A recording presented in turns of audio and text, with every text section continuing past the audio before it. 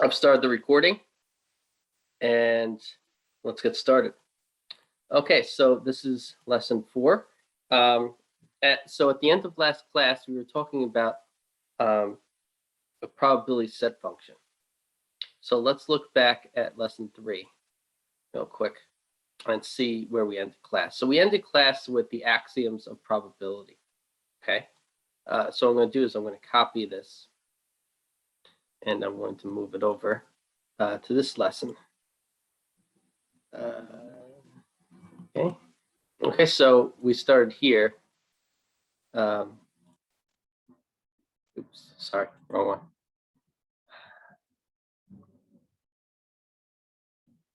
Okay. Wait. Sorry. You have math 241.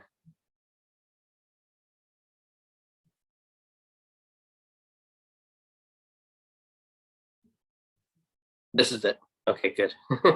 Okay, there's a million screens. Okay, so this is where we ended class last time, talking about rules of operation for probability of events. Okay. So 1.4.1 was the axioms of probability. Okay, so an axiom is a statement that is assumed to be true. Okay, a theorem. So Keyshawn, I don't want you to raise your hand. If you want to ask a question, you can just ask it out loud. But don't raise your hand. Okay, just interrupt me. I have a question. Yeah, Keyshawn. Yeah. So are we going to go over the homework? Yes. Okay. Thank you for reminding me. Okay, so let's go over the homework. So we had homework 1. It was due today. Okay. Thank you for reminding me. So these were the questions. Does anyone have particular questions about the homework? Is there any of these ones you want me to go over? Anyone? All right, so if there's one you had trouble with, just ask, and I'll go over it for you.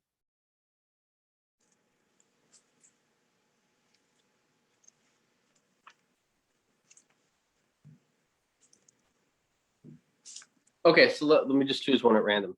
1E. Okay, 1E. Cecilia. Okay. So 1E, number 1, define a sample space S for each of the following experiments. So 1E is toss a coin until a head appears and record the number of tosses required. Okay, so we want to define a sample space for this experiment. Okay, so let's do that. Okay, so okay, homework 1. So this is number 1, part E. And so for number 1, part E, we're just going to define a sample space for the following experiment. Okay. You can see that, right? Okay. So toss a coin until a head appears and record the number of tosses required.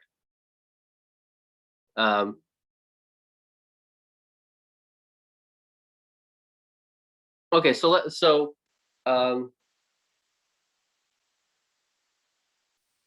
okay, so the numbers that you would record, the possible numbers that you would record, well,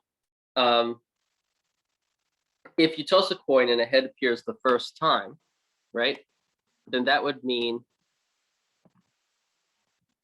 that you'd record a 1, right? So you'd record a 1 if a head appears the first time. If you get tails then heads, the first heads would appear the second time, and you record a 2. If you toss tails, heads, the first heads would be the third time, and you would record a 3. Okay, so the sample space is just how many times it takes for you to flip heads, and that could be once, the first time, maybe the second time, the third time, the fourth time, the fifth time, the sixth time, ... And so the sample space is the set of positive integers.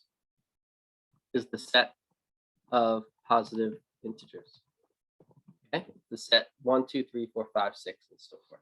That makes sense, Cecilia? Guess the question right. Okay, so 1E. So that's the sample space. Very simple, right? Other questions? You're welcome. Okay. Oh, everyone in the meeting. Okay. So other questions? Okay. Can you do one from each like problem, like one from 2 and 3 and 4? Well, maybe I think it would be better if you asked me specific questions, right? So, is there a specific one? Give me what you want me to So for 4C. 4C. Okay, sounds good. Okay, so 4C. 4C is this one. Use Venn diagrams to verify the following statements. So this statement is this one. So let's go over that one. So we're back to here. Actually, we're going to go to the whiteboard.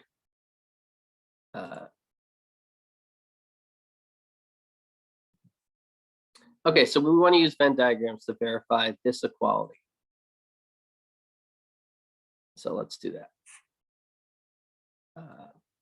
So on this Venn diagram, I'm going to represent the left-hand side of this equation. So I want to represent this. Okay. So we have sets A, B, and C. We have A, we have B, and we have C. Okay. Now, B intersection C, right, is what's in B and C. So that would be this, right? That's B intersection C. And then you take the union with A. So it's A union that. So then A union B intersection C. And so you get that region, right? And then now on an exam though, I prefer not using different colors, but I'm doing that so that you can learn how to, you can see the different elements of the things I'm drawing, right? Okay, so you have A, B, and C. So you have A, B, and C. We call this the sample space. Okay. So A union B would be A or B.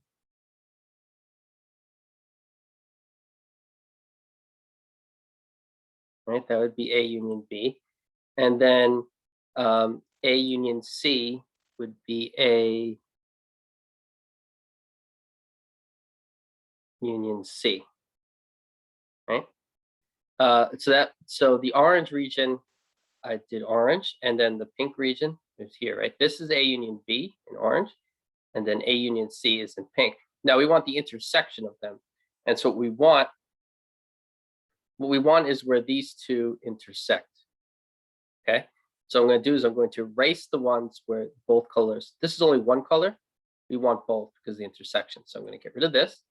This only has one color, so I'm getting rid of that.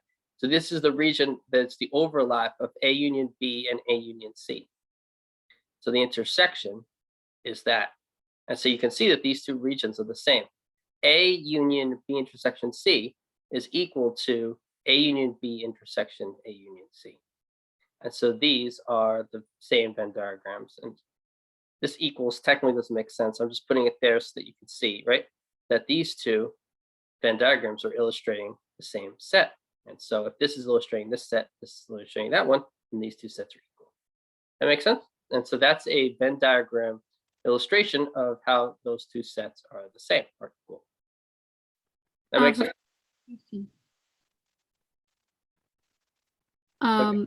Professor? Yeah. So you not to use colors during the exam on the diagrams, right? So how are we gonna like differentiate? Okay, if I don't want to waste time with this, but okay, I'll show you. Okay, so if you have this, right, you're just doing it without colors. So I would prefer it without colors on the exam. Again, I'm just doing it so you can learn how to visualize each one. If you have A, B, C, right, then B intersection C would be this, right? And then union that with A, and so you would add this. That make sense? Yeah. Right? So you don't have to use different colors, and it's better if you don't. But I'm using it when I'm teaching it to you for the first time, when you're seeing it for the first time, so you can see the breakdown of the different regions that build this. You see what I mean? Mhm. Okay, so A union B would be this. Oh, wait, sorry. Again, this is why I want to do it with multiple colors when I'm explaining it to you. I can draw it easily, but to explain it, so A union B would be in circle A or in circle B, but you want the overlap of that with A union C. So what's in A union B and A union C? Well,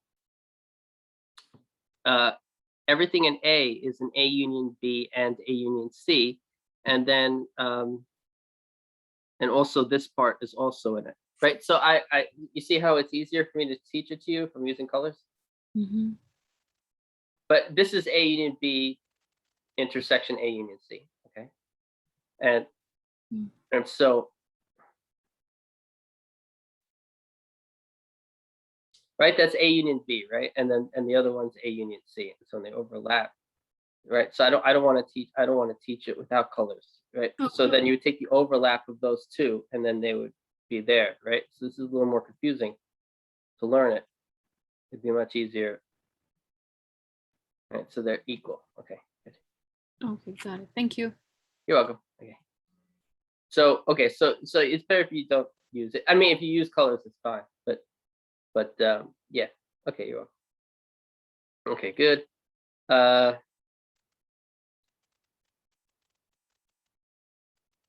Okay, so okay, other questions? Professor, can you do 2A? Which one? 2A. Sure, sure. Okay, so 2A. A student guesses the answers to 5 true or false questions. Set up an appropriate sample space for this experiment. Then determine okay. A student guesses the answers to 5 true or false questions. Set up an appropriate sample space for this experiment. Then determine the subsets representing each of the following events. Okay, A, she guesses more answers correctly than incorrectly.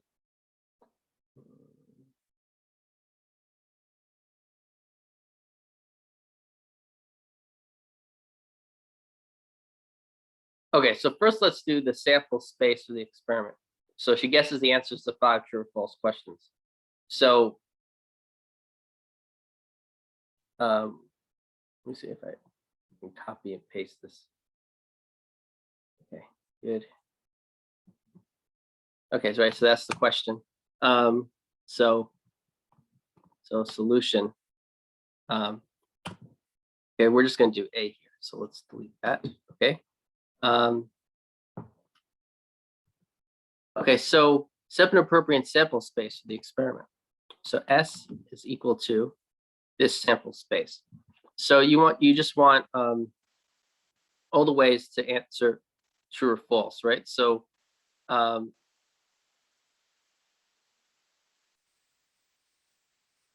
so it would be all the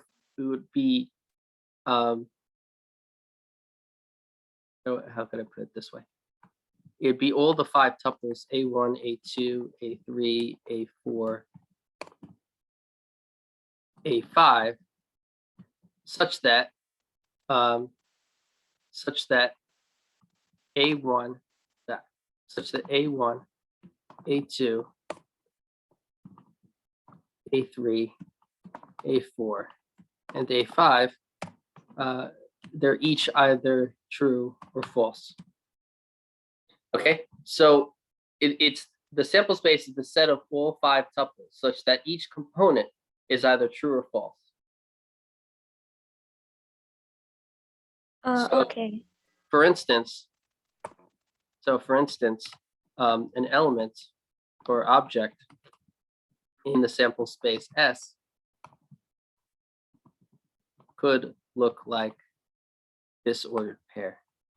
It could look like true, false, true, true, false, right? So those would be your 5 answers to the true or false questions. And so A1 would be T, A2 would be F. Make sense? Yeah, so we don't have to list them all, right? No. If you listed them all, you'd have 2, 4, 8, 16. You'd have 32 5 Yeah. tuples. the right diagram. And yeah, thank you, Professor. I have just a quick question. So for seeing if our answer is correct, where can we check it? Like, is it in a book or something? Like the questions? So there's office hour, right? So if you want to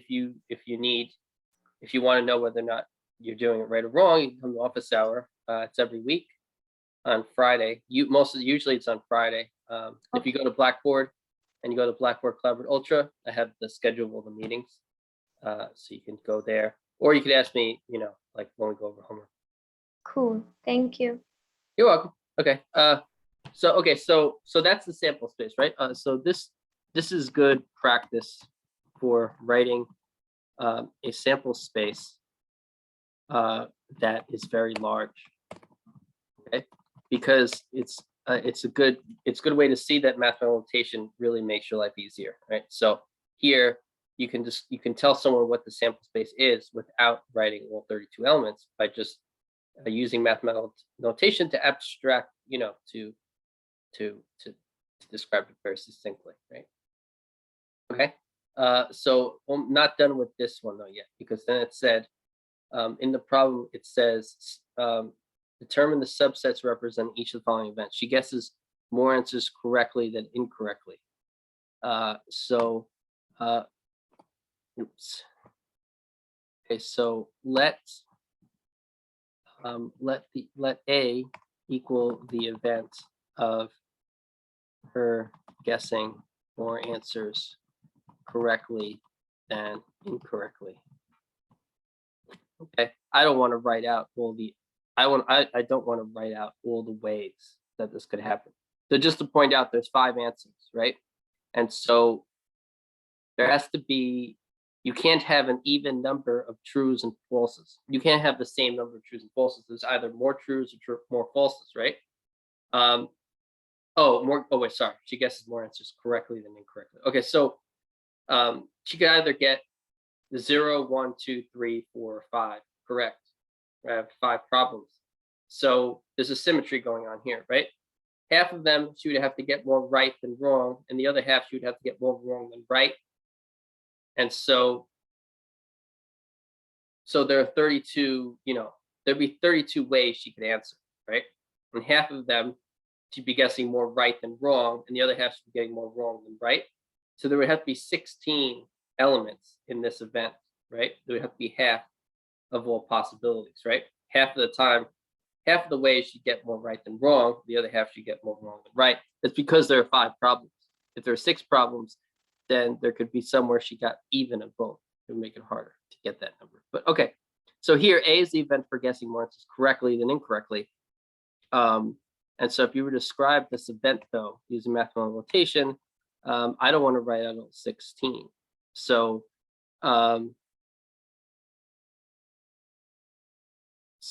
maybe we can start with what S was, but then add a condition that just says, maybe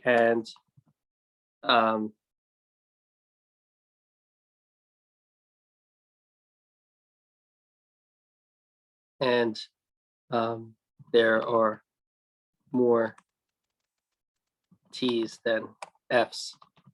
Okay. Okay, so I'm just going to put that as a condition. And so I don't want to write out all 16 5 tuples, because then that would involve 80 components. Too much writing. So I'm just going to add that condition. Okay. You can't put summation because it doesn't have to do with, for this problem, there's no summing, right? There's no summing because you're not doing ones or zeros. You're doing trues or falses, right? Okay, but for 1G, okay, so next question. I have a question for this in here. Does the order matter, or like, does the total matter? For example, we could switch, like for the sample space that says true, false, true, true, false. What if we switch around the trues, but in the end she still got three true, but then it's just in different order? Does that matter? Well, okay, so let me answer that. So first off, in the sample space, right? If you're looking at the sample space, right? The sample space consists of 5 tuples, right? 5 tuples are ordered lists of 5 things. It's like if you made a list consisting of 5 things, that would be like a 5 tuple. So order matters. right? In a 5-tuple order matter. So in this sample space, if you take two different elements of the sample space where you have the same numbers of trues and falses, but you rearrange them, they're different, right? If you rearrange the order, it's different. So order matters in the sample space. So if you were talking about the event of her guessing more answers correctly than incorrectly, then order would still matter. Yeah. Got it. Thank you. You're welcome. That's because we're dealing with 5 tuples. The elements are 5 tuples. So, and so once you have a 5-tuple, that means once you have an n tuple, that means that you have a list, a finite list. And so order matters.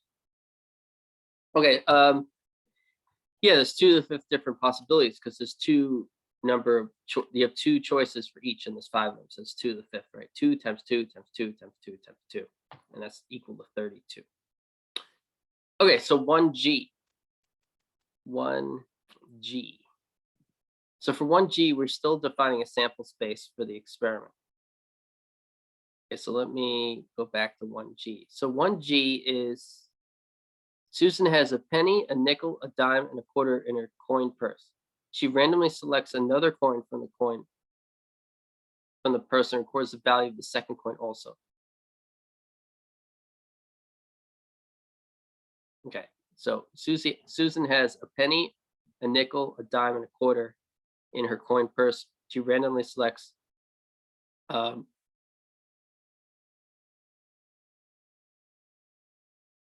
okay, so I mean is she chooses 2 coins from the purse. Okay, she chooses one and then she chooses another.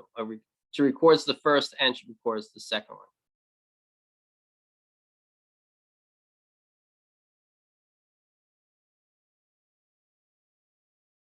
Oh, the second coin also. Okay, so she records both of them. That's what I mean by G. Okay, so she records both coins. Okay, so let's go there.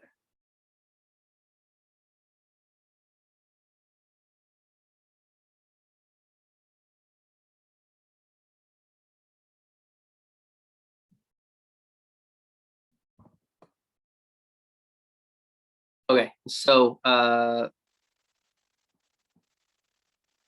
so so she's gonna collect 2 coins from the purse, and she's gonna record both coins that she selects. So it's just a set of 2 tuples where each element is a coin, right? So so let's say it's A1, comma A2. Order pairs A1, comma A2 such that Okay. such that A1, comma A2 are either a penny, a nickel, a dime, or a quarter. And in addition, A1 does not equal A2. Okay, so so S is a set of 2 tuples where the components are either penny, nickel, dime, or quarter, and the 2 can't be the same. So this could be penny, nickel, penny, dime, penny, quarter. It cannot be penny, penny because that would contradict the condition that they're different. Make sense? Hey, Sean, does that make sense? Okay, good. Okay, so what I want is for you in this problem to record is to assume in the experiment Susan is recording the coins, recording 2 coins chosen in order. Okay. Okay. 2 more people are here. Okay.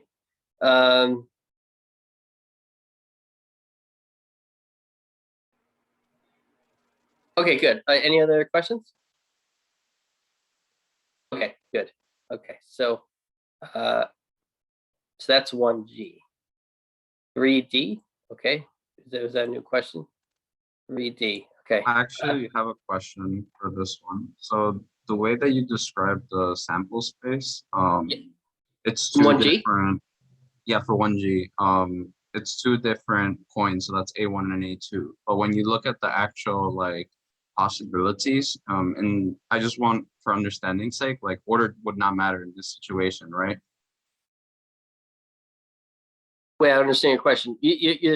There's two coins you choose, right? You choose a first coin and a second coin, right? But when you're grabbing the coins, since you're grabbing them at the same time, order would not matter in this situation. Like you grabbing a penny and a quarter is No, the no, same no, as you're not. grabbing. You're not taking them at the same time. You're taking one and then you're taking another one. Oh, okay. I misunderstood the problem then. Okay. Yeah, you see, you're not. Yeah. So I'm saying order matters. Yeah. Okay.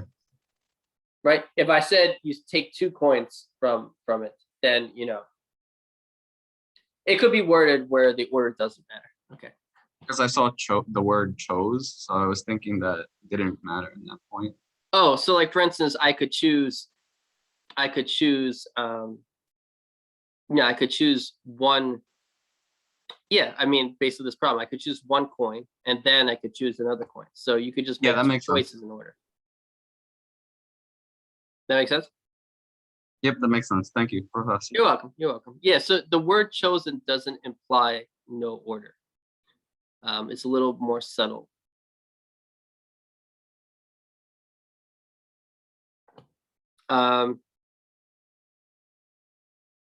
So I think you mean the number of possibilities. And you say what formula would one use to determine? Maybe you mean the number of possibilities. It depends on the problem. I can't general. That's kind of, you can't overgeneralize things. In different problems, the sample spaces are coming from different methods.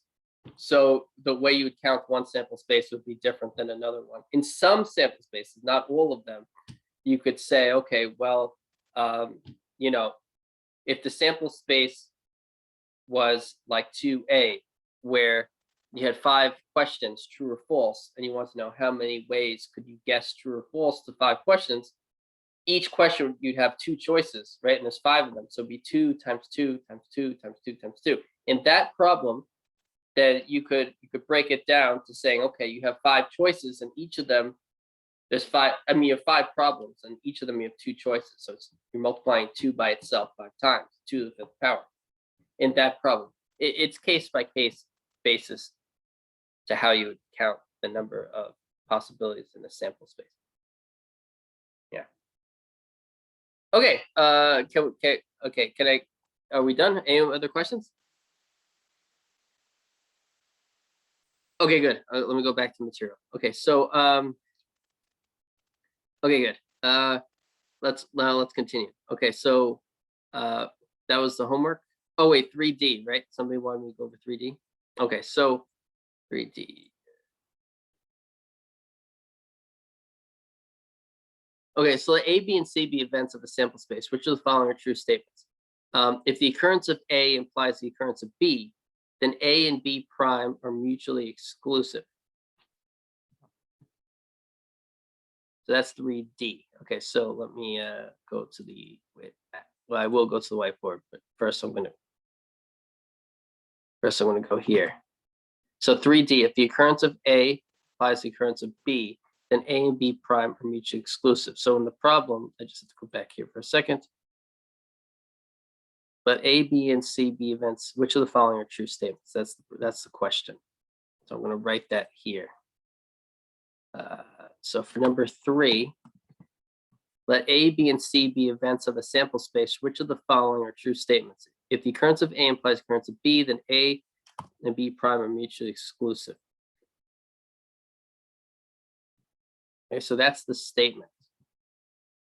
We want to know whether that's true or not. So I'm going to go to the whiteboard. You'll see why I'm going to the whiteboard for this kind of a problem. Once I can, maybe we can stretch this out a little bit more. This can fit one line. No. Oh, nope. Okay. Okay. If the occurrence of A implies the occurrence of B, then A and B prime are mutually exclusive. Okay. So let's draw a Venn diagram. So you have the sample space S. So if the occurrence of A implies the occurrence of B, then that would mean the set A is entirely contained in the set B. If the occurrence of A implies the occurrence of B, that would mean that A is a subset of B. So this statement, the occurrence of A implies the occurrence of B, that tells you that A is a subset of B. Okay, then this may or may not be true, right? You're determining whether or not this is a true statement. Then A and B prime are mutually exclusive.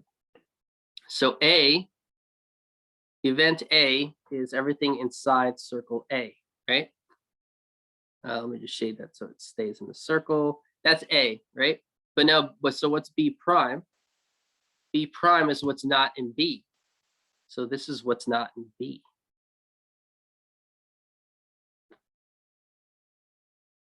Okay, so maybe you tell me, the person asked the question, are A and B prime mutually exclusive events? No, it doesn't look like it from the diagram. So what does it mean for two events to be mutually exclusive? The set of them are disjoint, like their intersection is an empty set. So two events being mutually exclusive means that their intersection is empty, right? So mutually exclusive, saying that A and B prime mutually exclusive is the statement A intersection B prime is equal to the empty set. So in the picture, A is in pink and B prime is in blue.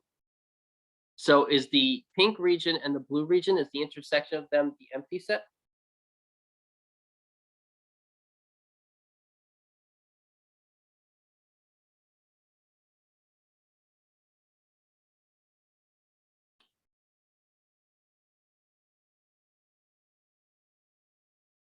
Wait, come back. Who I was just talking to? Oh yeah, I was gonna say yes because they don't share any values. Okay, well, sorry. What's your name? Who's speaking? Alif. A leaf. Hi. Okay, so, but so answer my question. So you see the pink region is A and the blue region is B prime, right? Yeah, What is their intersection? Is it empty or is it not empty? it's empty. It is, right? Yeah, So you agree with me that A intersection B prime is equal to the empty set? Right? yeah, it is Okay. equal. So then is A and B prime, are A and B prime mutually exclusive as events? Yeah, because Yeah. they're okay. Make sense? Yep. Thank you. You're welcome. Okay, so then A and B prime are mutually exclusive because their intersection is empty. And so that's a true statement. If the occurrence of A implies the occurrence of B, then A is a subset of B. And that means that A intersection B prime is equal to the empty set, and which means that A and B prime are mutually exclusive. So this is a true statement. This is true.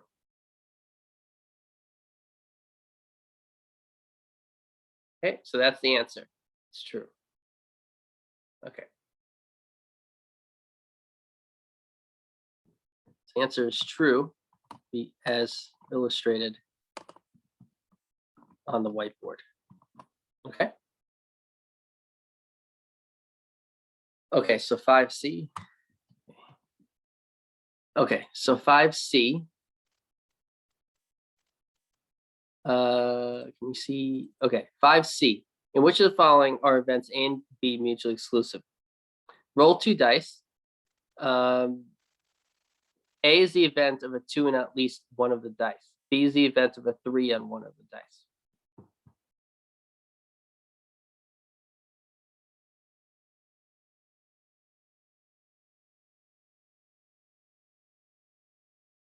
Okay, so let's do that. So the question is, are events A and B here mutually exclusive?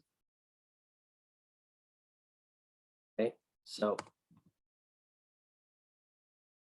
that's 5C.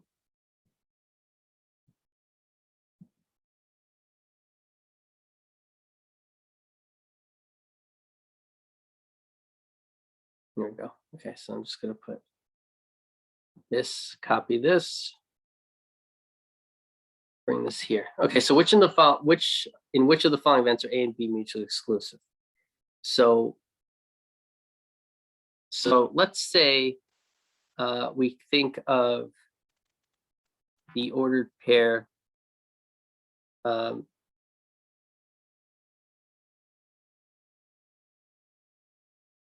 3, right?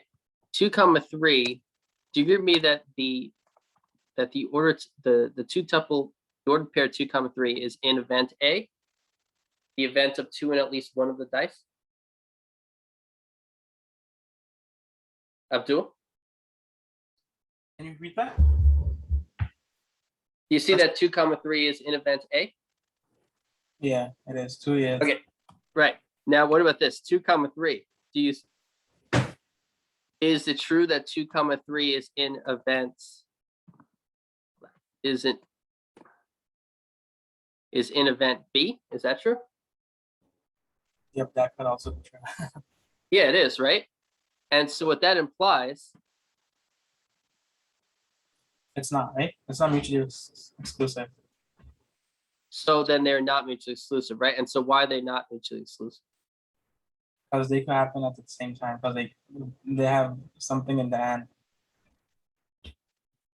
Right, they have an element in common.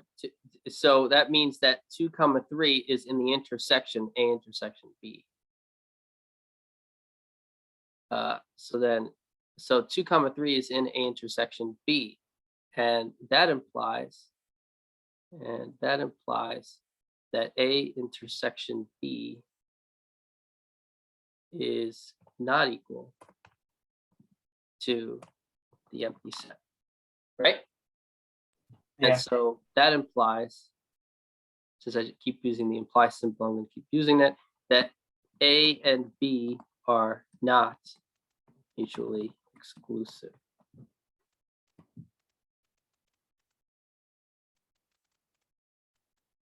Okay, makes sense. So if you want to show that two events are not mutually exclusive, all you have to do is show that they're the two events have something in common, right? Because in order for two events to be mutually exclusive, there has to be nothing in their intersection. So if you find just one thing in both events, that would mean that they failed to be disjoint. And so that would mean that they failed to be mutually exclusive. Okay. So that's 5C. Any other questions? 5D. Okay. 5D. Okay. So 5D, draw 5 cards from a deck of cards. A is the event of drawing at least one spade. B is the event of drawing no aces. So we want to know whether or not these events are mutually exclusive. Let's do this quickly. 5D, draw 5 cards from a deck of cards. A is the event of drawing at least one spade. B is the event of drawing no aces. Okay, so how about this? Let's say we have let's say you do the one of spade, not the one of spade, no aces. So let's say we have the 3 of spades, 4 of spades, the 5 of spades, the 6 of spades, and the 7 of spades, right? And so now I have 1, 2, 3, 4, 5. So those are the 5 cards, right? And so this, you have at least one spade. So this is in the event A, but B is the event of no aces. There is no ace here. And so this is in A intersection B. And so then that implies, since I found something that's in both events, that means that A and B are not mutually exclusive. That makes sense? Yes, it does. Thank you. You're welcome. Okay, and then 3C.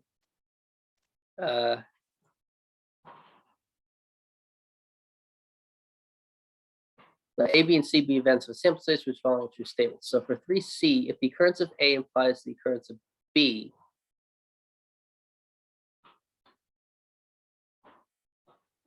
then the occurrence of A prime implies the occurrence of B prime. Okay, so this is 3C. 3C, there's the C. Okay, so if the occurrence of A implies the occurrence of B, then the occurrence of A prime implies the occurrence of B prime. So let's go to the whiteboard again. Okay, and so now I'm going to, let's look at this one.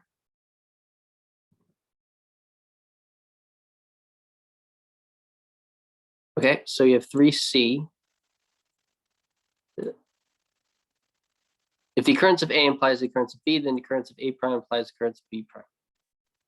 Okay. So let's look at the Venn diagram again. So if the occurrence of A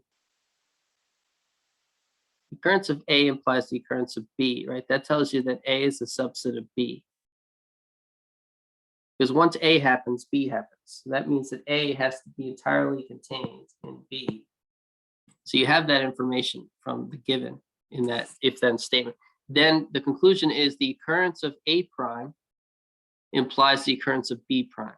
Now, what is the conclusion saying?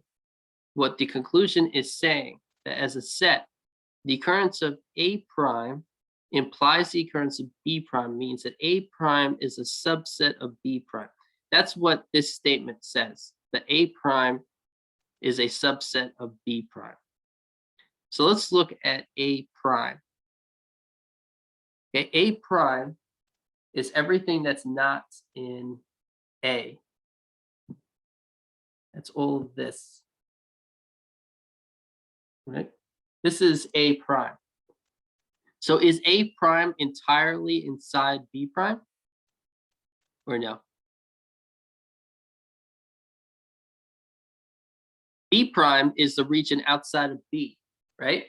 It's this region that I'm putting in orange. So is the green region entirely inside the orange region? Keep in mind what I'm asking, right? That's not what I'm saying, right? That's not my statement. I'm not asking if A prime covers B. I'm saying, is A prime a subset of B? Is A prime contained in B? Is A prime as a set a subset of B prime? No. No, right? It's not. So the answer is no, it's not. This is false. So what this statement is saying is that it is, but it isn't. And so that means that this is a false statement. You cannot, assuming that A is a subset of B, that does not imply that A prime is a subset of B prime, as you can see in this Venn diagram. So this is false. Okay, the answer to the question? Okay, good.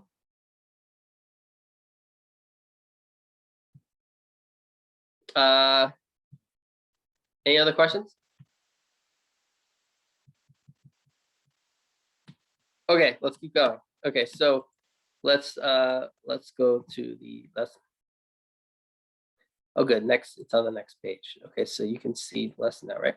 Okay, so last time we talked about the rules of operation for probability of events. And so we had the axioms of probability, we had a definition for an axiom, a theorem, and this. Okay, then we talked about the probability of an event is a number between 0 and 1 inclusive. We assign numbers called probabilities to sets called events. Probabilities, therefore, are values of a set function P that assign numbers P, little p equals capital P of A to events A of a sample space. So basically, and I mentioned, so I started this last time, if you illustrate the function as a machine diagram, where capital P is your probabilities, is your set function. If you input into it a set A, which is a subset of the sample space S. So if you take an event A, which is a subset of the sample space S, and you plug it into this function called P, the output is a number called little p, which is a number. Okay, so you can think of this as an assignment. Just like you would take an event, plug it into a machine, let's say, and it would spit out a number. The number it spits out is the thing that's being assigned to the events that you plugged in. Okay, so for each event A, you're assigning a number p to it. Okay, this is an example of a set function because the inputs of the function are sets. Because events are sets, they're subsets of the sample space S. Okay, that number little p is equal to capital P of A. So this number it's a number and it's equal, and the notation, another notation for it is capital P of A, because the function is capital P and the input is A. So when you plug in something into a function called capital P, it's called capital P of A. Okay, so capital P of A, the probability of event A, is the value of a set function called capital P. And it's a number, which you can denote by little p. Okay, so, okay, good. So we have all of that. Okay, so let's continue with this definition. Okay, a set function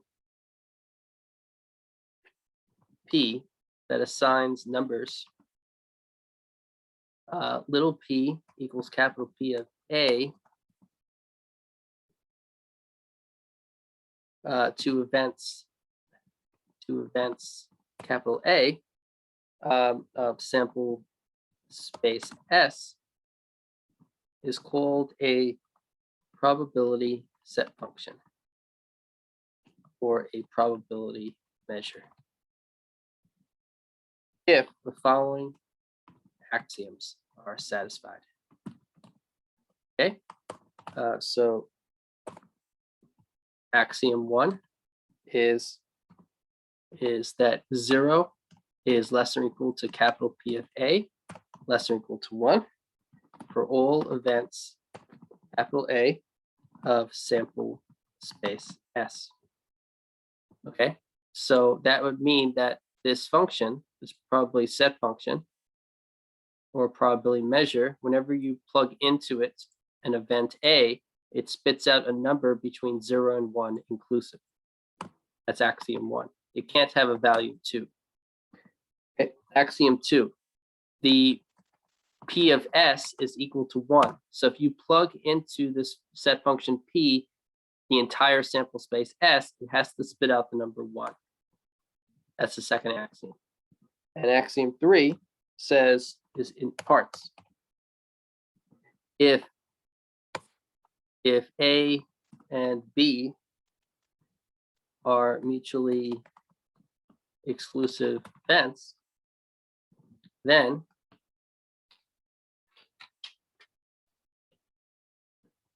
P of A union B is equal to P of A plus P of B.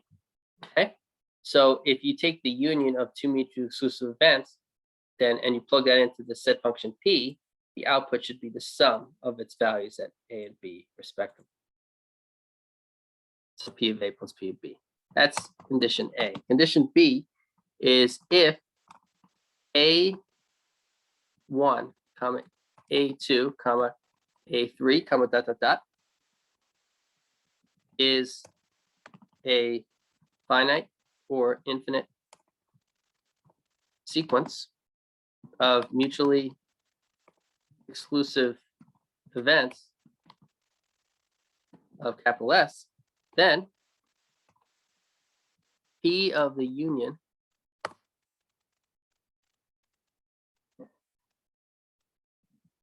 probability of the union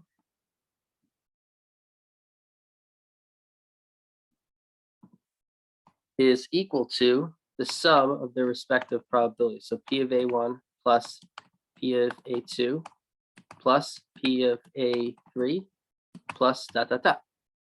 Okay, and so by finite or infinite sequence, it means that you could either stop this at a finite number like P of A1 union A2 union A3 union A4. You could stop there and then say it's the sum of those 4 probabilities, or you could take the union of infinitely many mutually exclusive events of S and say that probably the union of those countably infinitely many is equal to the sum, countably infinite sum of their respective probabilities. So this sum does not have to be finite.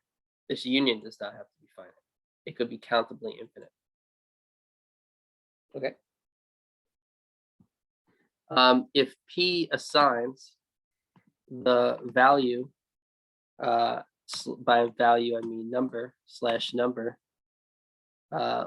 little p equals capital P of A to event capital A, then we say little p or capital P of A is the probability of event capital A. Okay, so this probability set function, the number it assigns to an event, that number is defined to be, is said to be the probability of event A.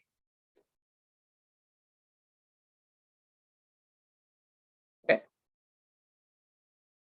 Okay. So what we have here, what all of this did, all of this was it defined a probability set function. Okay, it's a function that where inputs events, outputs are numbers, and those numbers assigned to those events are the probabilities of those events happening. Okay. Okay. Next, theorem 1.1. The probability of the empty set is equal to 0. Okay, so if you have an event, nothing in it, you want to be able to say it, right? The probability of nothing is 0. So proof, it's an obvious statement that still needs proving. The empty set union the entire sample space is equal to the entire sample space. And what this implies, is that the probability of the empty set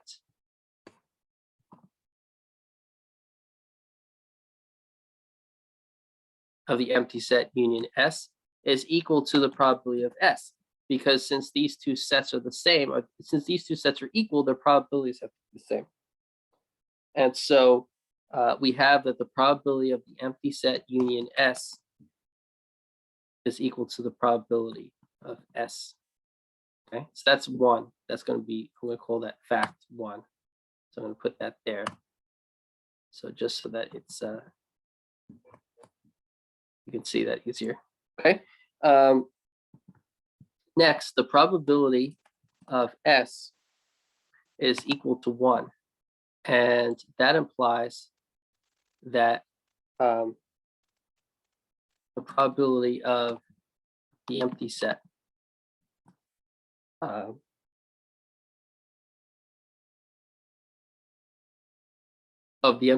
union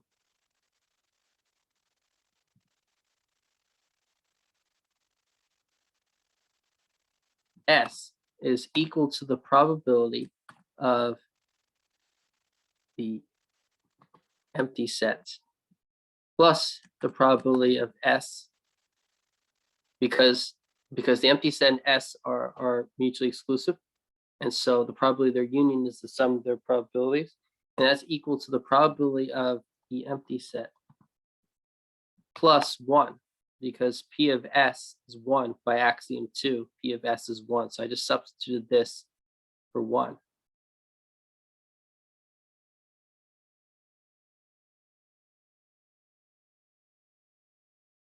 Okay, I'm going to call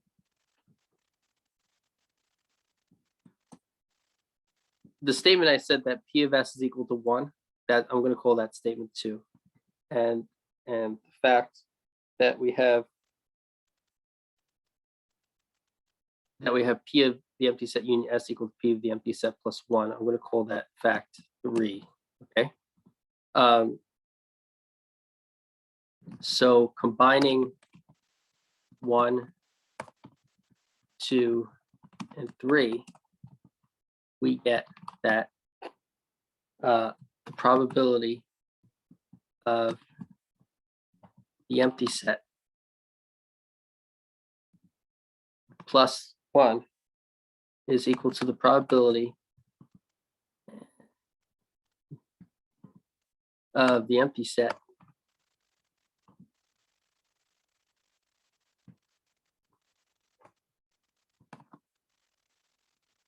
is probability of empty set plus probability of S, which equals the probability of empty sets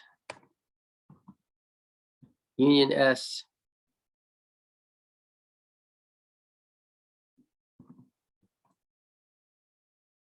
equals the probability of S, which is equal to 1.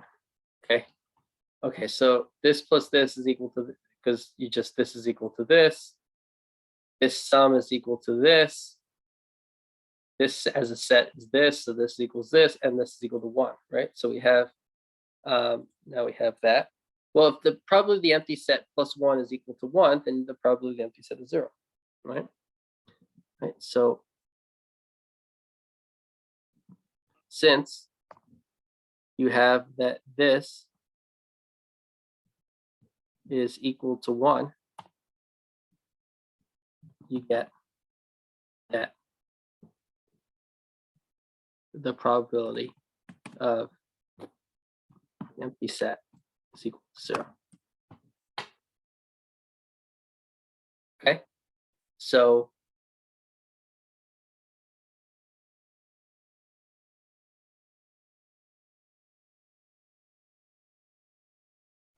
Professor, quick question. Where did you get P of S 1?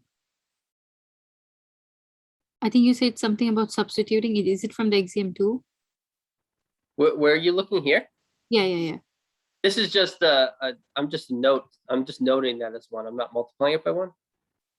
Oh, it's just like equation 1 or something like that. Yeah, because I'm saying combining 1, 2, and 3. Okay. Thank you. And So if, combining this equation with this equation and this equation to get this. But so, maybe you could just look right at this line and it makes sense. You just look at that. Maybe it makes sense. okay, Professor, thank you. Okay. Okay. So so that's theorem 1.1 and its proof. Yeah, actually, well, what's ironic about math is sometimes these minimalist statements, sometimes not so much this one, this wasn't too hard. Sometimes when you're trying to prove something that's really obvious and simple, it can be really, really difficult, because if you're proving something that's almost completely fundamental, you have almost nothing to work with, right? If you're doing a very advanced proof, you have plenty of things that you deduced before. This is the beginning, right? This is like the very beginning. So there's not a whole lot you can say. Like, statements have come later. So this is like the beginning. And so since you have very little to say, there's very little you can do. And so you kind of, yeah. So, oh, lengthy actually can be long too. So sometimes proving very simple statements can be very long. Yeah, you never know. Okay. Theorem.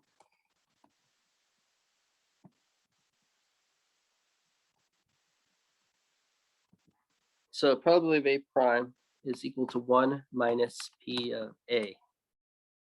That's theorem 1.2. Probability of A prime is equal to 1 minus P of A. So let's prove it. So, okay, so this seems obvious, right? That the probability of A prime is equal to 1 minus P of A, maybe. So let's first note that A union A prime is equal to that entire sample space S, right? Either something is in a set or is not in it. So A union A prime is equal to S. And that implies that the probability of A union A prime is equal to the probability of S, because A union A prime is the same as the set to S, so the probabilities are the same. This is statement 1.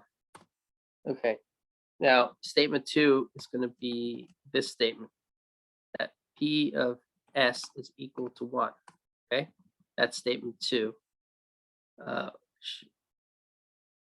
guess, I'll put it in front. Okay, that's statement 2. Okay, but then the next thing I'm going to do is I'm going to use the statement. So P of S equals to 1 implies, I'm going to copy this. Okay, implies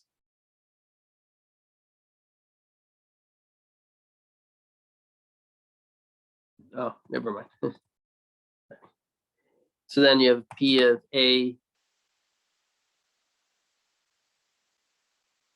union A prime is equal to P of A plus P of A prime. Because A and A prime are mutually exclusive. This is since A and A prime are mutually exclusive events. Okay, their intersection is empty, right? So intersection of A and A prime is empty. There's nothing that's both in a set and not in a set. So as mutually exclusive events, the probability of their union is the sum of their respective probabilities. P of A union A prime is equal to P of A plus P of A prime. Okay, and so this is going to be, I'm going to call this equation 3.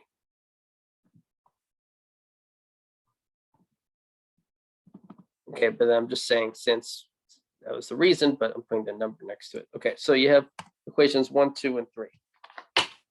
Okay, so combining 1, 2, and 3, we get that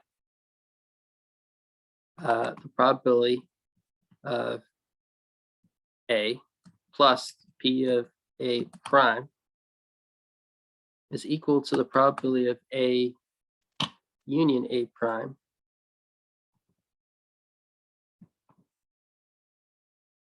which equals P of S equals 1.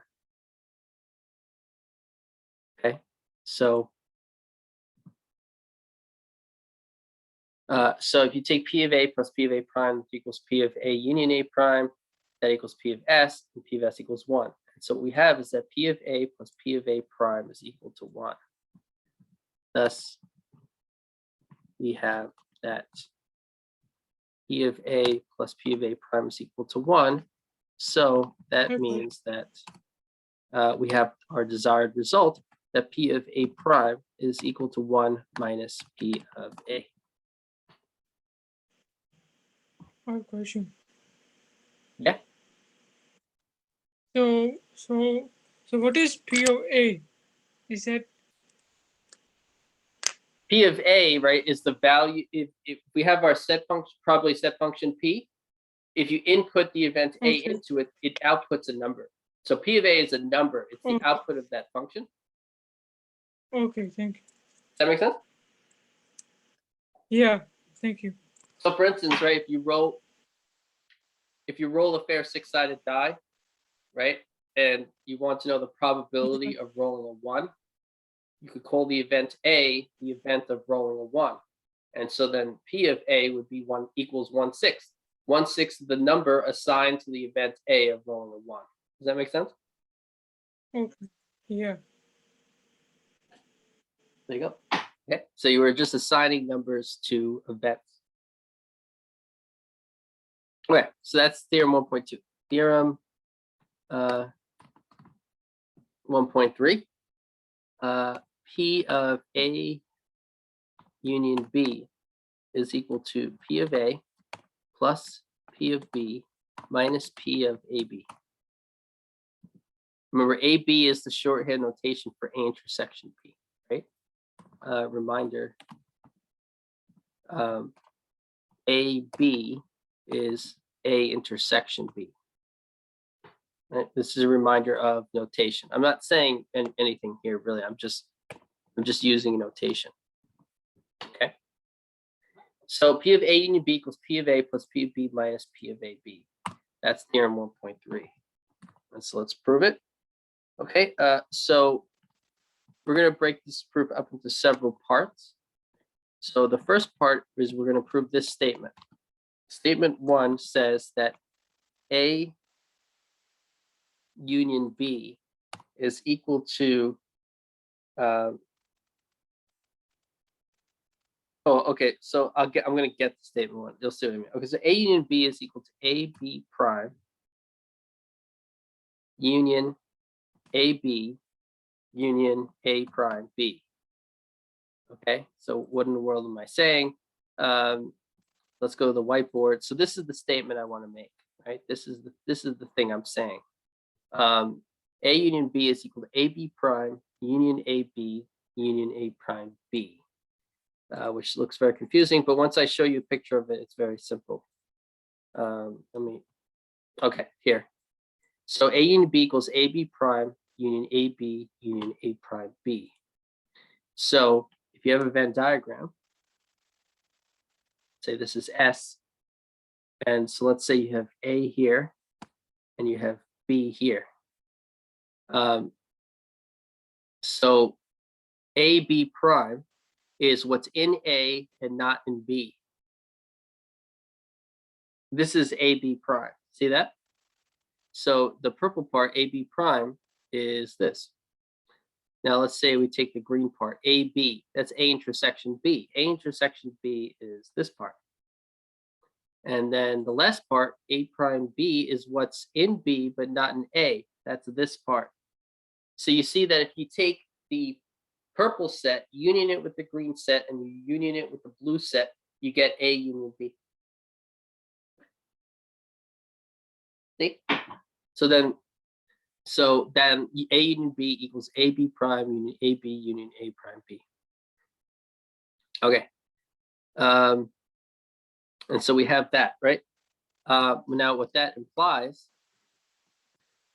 nope.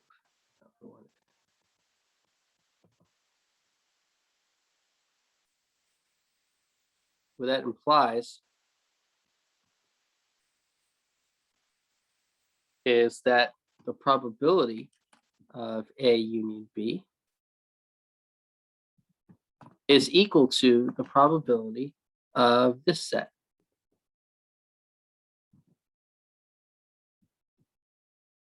Okay, so the probability of A union B is equal to the probability of AB prime union AB union A prime B. So that's statement one. Statement one is that statement. Okay, and so I just showed that here. Okay, so since these two sets are equal, their probabilities are the same. And so then I proved statement one. Those two probabilities are the same. Statement two says that so statement two is that the probability of A is equal to the probability of AB prime union AB. Okay, so now let's prove that. So first, A is equal to AB prime union AB. Okay, and so why is A equal to AB prime union AB? Again, a Venn diagram shows this. Okay, so let's look at a Venn diagram. So we want to show that A is equal to AB.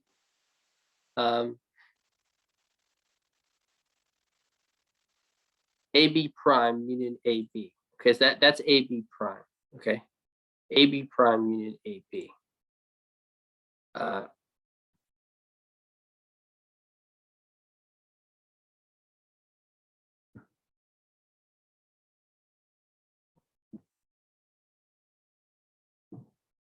So you have A and you have B. So AB prime is what's in A and not in B. So AB prime is what's in A and not in B. Oh, wait. That's A. Okay, so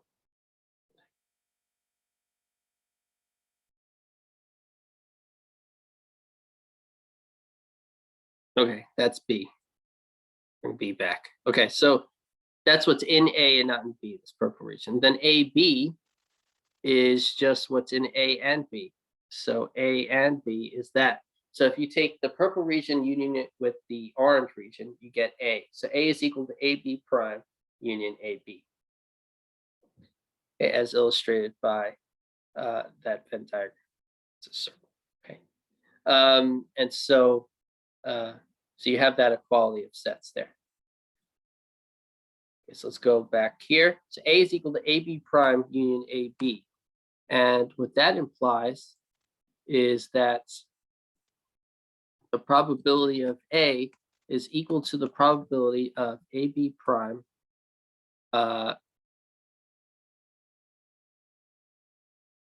union AB. Okay, And so now that's statement 2.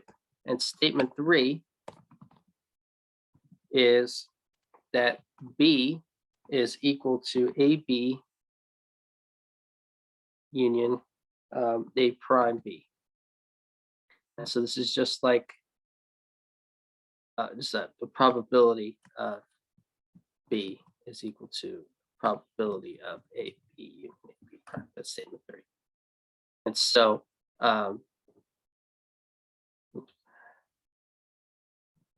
okay, so so B is equal to AB union A prime B, right? So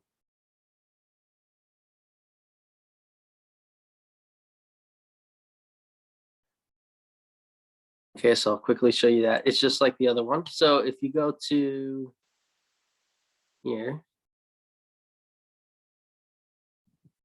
you see, we want to show that. We want to show that equality of sets. AB union A prime B. So you have A and you have B. And so AB union A prime B. And so AB is that. A prime B is what's in B and not in A. So if it's in B and not in A, that's that region. So the blue region union of pink union of the pink region is all of B. So B is equal to AB union A prime B. Okay, and so we have that equality of sets. And so what that implies, is that the probability of B is equal to the probability of AB union A prime B. Okay, and so now we have statement 3. Okay, so using statements 1, 2, and 3 and axiom 3, we get, and so axiom 3 was this: if A and B are mutually exclusive, then the probability of their union is the sum of their respective probabilities. And if you have a finite infinite sequence of mutually exclusive events, probability of their union is equal to sum of their respective probabilities. Okay, so this is axiom 3 here. If you take a union of mutually exclusive events, the probability of a union of mutually exclusive events is the sum of their respective probabilities. That's axiom 3. Okay, so with those 3 statements, this statement, this one, and that axiom, we can make the following argument: that the probability of A union B is equal to the probability, well, probability of A union B is equal to the probability of this, right? So we have that. Then we have that that's equal to P of A B prime plus P of A B plus P of A prime B. And so this is by axiom 3, because these 3 are mutually exclusive events.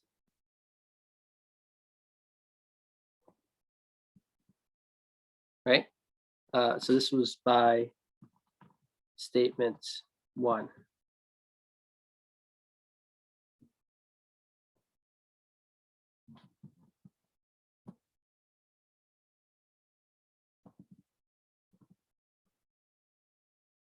Okay, and so now I'm going to do something a little weird. I'm going to take this expression. I'm going to say it's equal to itself, and then I'm going to add the probability of AB to it, and I'm going to subtract the probability of AB from it. So I'm going to add P of AB minus P of AB. So I'm adding 0 to it. Then notice that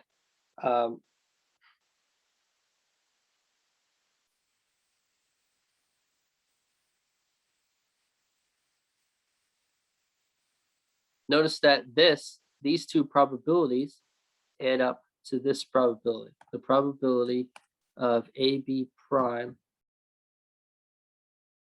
union AB.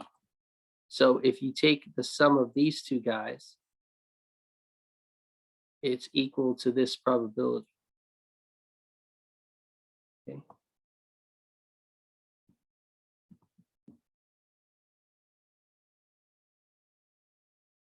Okay. And then, so that's by statement 2. Well, you have well, almost not same to yet. Okay, so then you have it's equal to this, because these two are mutually exclusive events. Then this is plus the probability of A prime B union AB. And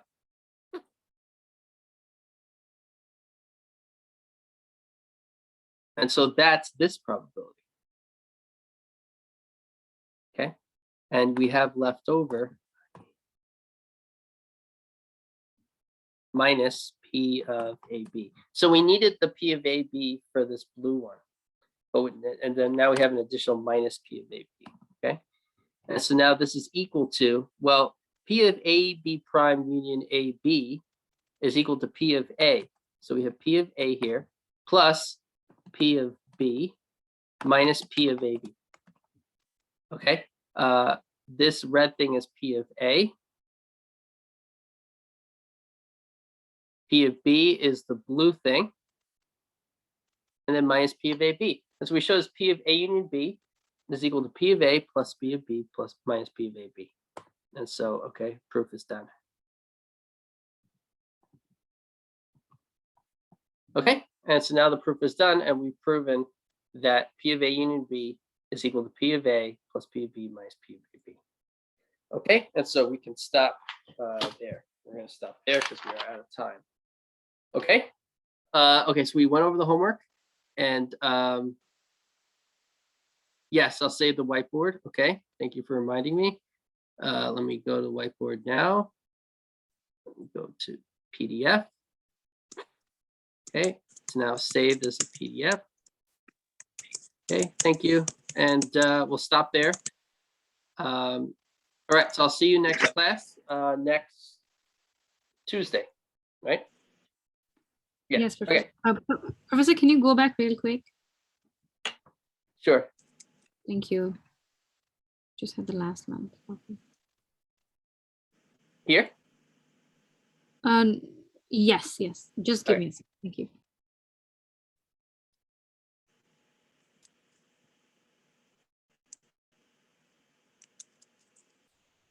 Yeah, there you go. Okay, have a good night, everyone. Oh, wait. Is the following? Wait, no, I'm good with attendance. Never mind. Bye. Bye, everyone.